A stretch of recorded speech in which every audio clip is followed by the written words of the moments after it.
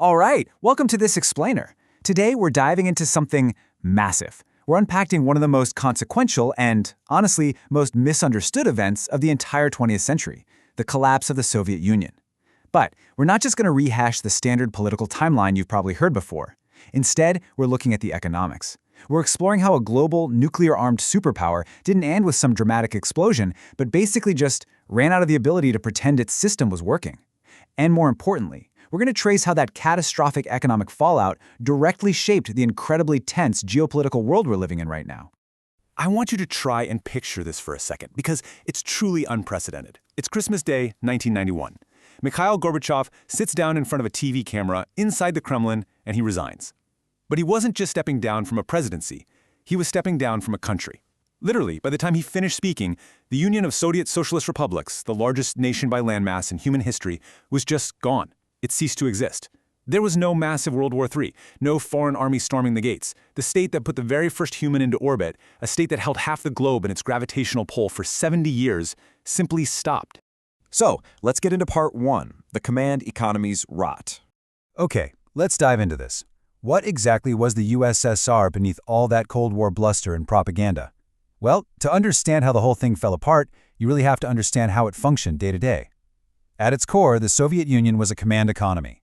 Now, unlike the market economy you and I are used to, there was absolutely no supply and demand dictating prices. There was no fierce competition between rival companies driving innovation, none of that. The government in Moscow decided literally everything. They set the targets, they drew up these massive 5-year plans, and they dictated quotas to everyone, from a steel factory in Siberia to a wheat farm in Ukraine. And here's the wild part. For a surprisingly long time, it actually looked like it was working. Back in the 1950s and 60s, the sheer scale of Soviet industrial growth had the West in a total panic. They were throwing up entire cities in the frozen tundra and launching satellites like Sputnik. I mean, the CIA genuinely believed the Soviet economy was on track to completely overtake the United States. But it didn't. Because underneath all those impressive, soaring production charts, the foundation was just totally rotting away. The Soviet system was incredibly good at churning out things you could count on a spreadsheet, right? Stuff like tons of cement, steel girders, tanks. But it was completely terrible at making everyday consumer goods or adapting or innovating. By the 1970s, the system was essentially eating itself alive. Farming was so mismanaged and inefficient that this immense nation, a country possessing some of the absolute best, most fertile soil on planet Earth, actually had to import grain from the US just to survive. Think about that for a second. The country that successfully engineered the hydrogen bomb couldn't even reliably put food on the table for its own people. Moving right along to part two, bankrupting a superpower. Let's fast forward a bit to the 1980s. That internal economic rot we just talked about, well, it was about to get slammed by some massive external shocks. The struggling system was about to be brought straight to its knees. The first huge blow was oil. Because Soviet domestic manufacturing was so lagging, the whole economy had become dangerously addicted to energy exports just to keep the lights on. By the early 80s, selling oil and gas brought in roughly 60% of the hard currency the USSR desperately needed to buy foreign tech and grain. And then, 1986 happens. Global oil prices completely crash. We're talking a massive drop from around $30 a barrel down to under $10. The Soviet budget didn't just get tight, it completely hemorrhaged. Now, there is a very credible historical argument that Saudi Arabia intentionally flooded the global market, coordinating with the US specifically to bleed the Soviet treasury dry. But honestly, whether it was a deliberate geopolitical play or just market forces, the result was exactly the same. The USSR suddenly couldn't afford to be the USSR anymore. Then you have the second massive blow, the disastrous invasion of Afghanistan. What Moscow thought was going to be a quick, in-and-out stabilization mission in 1979 morphed into this brutal, grinding 9-year quagmire. It essentially became the Soviet Union's Vietnam. It drained an estimated $50 billion from a treasury that, as we just established, was already running on fumes. And even worse than the financial costs, it cost tens of thousands of young Soviet lives, completely shattered military morale, and proved to the world that the big, scary Red Army wasn't actually invincible. So, enter Mikhail Gorbachev in 1985. He takes power, looks around, and knows the system is completely failing. He rolls out 2 famous reform packages to try and save it, but ironically, they ended up being the ultimate accelerant for the collapse. First up was glasnost, which translates to openness. He relaxed state censorship. But here's the thing, once you tell people they can speak freely after 70 solid years of brutal suppression, you cannot control the absolute flood of ethnic and political anger that comes pouring out.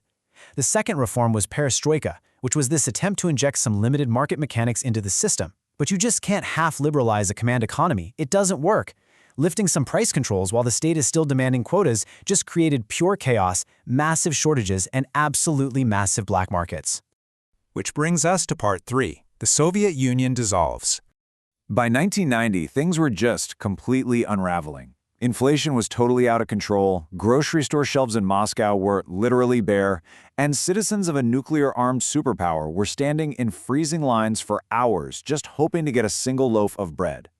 The individual republics within the Union looked at the mess in Moscow and said, yeah, we want out. And man, when it fell apart fast.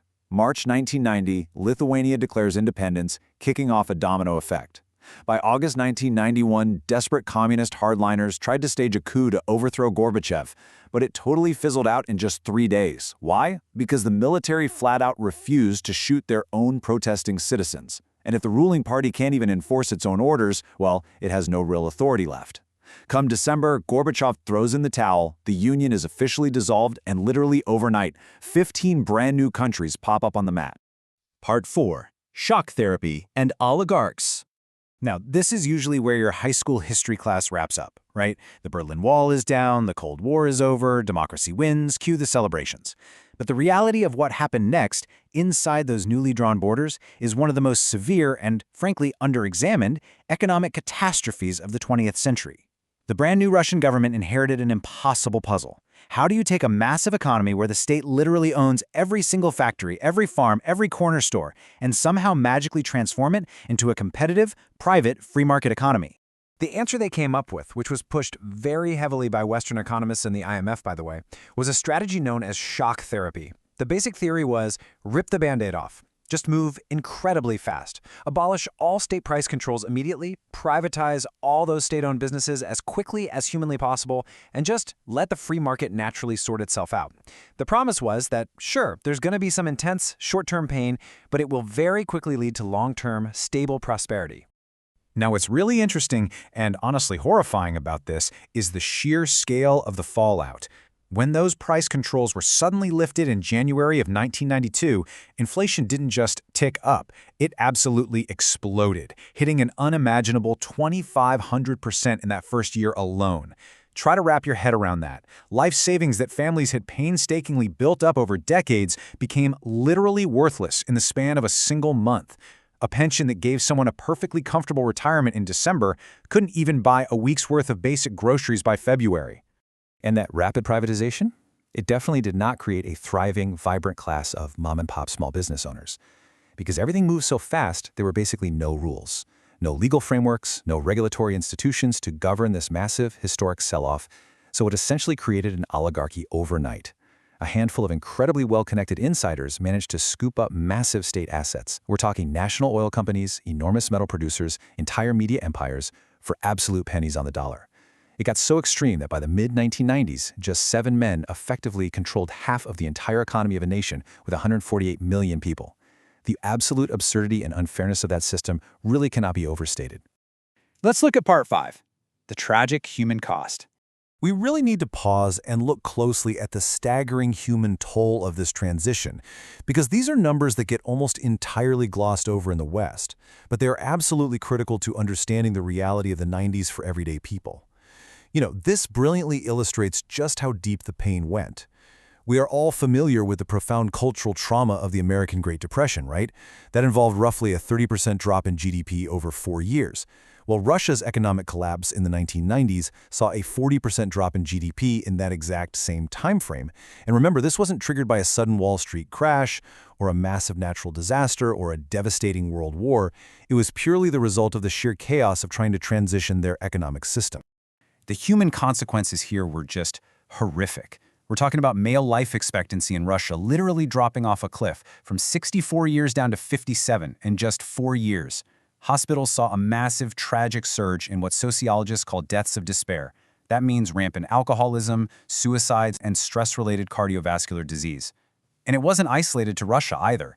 Ukraine watched its economy contract by a mind-bending 60%. Let me be clear, this was the largest peacetime economic collapse in modern recorded history.